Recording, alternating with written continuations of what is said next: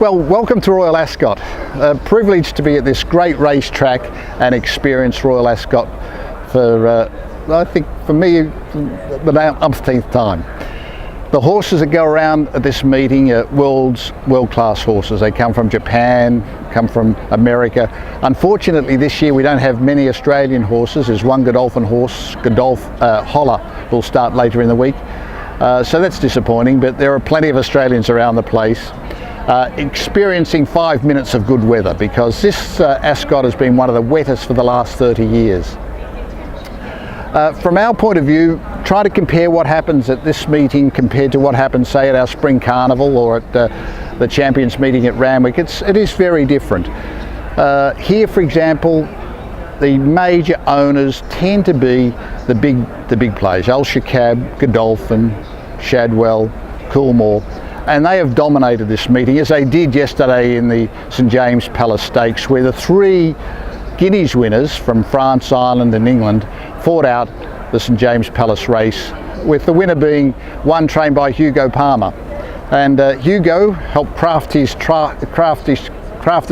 a trainer back in Australia when he worked for Gay Waterhouse, and he certainly gives much of his credit as a young up-and-coming English trainer to the work that he did in Australia.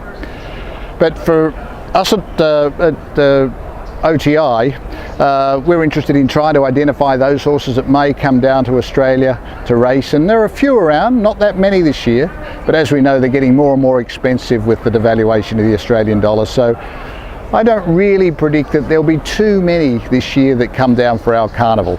Maybe a few more from France, because I know a few of the French trainers are looking to do exactly that. But it's a lovely way to reflect on what's happened back at home for the last week, where we've had a pretty good week. We've had 9 runners and we had 2 winners.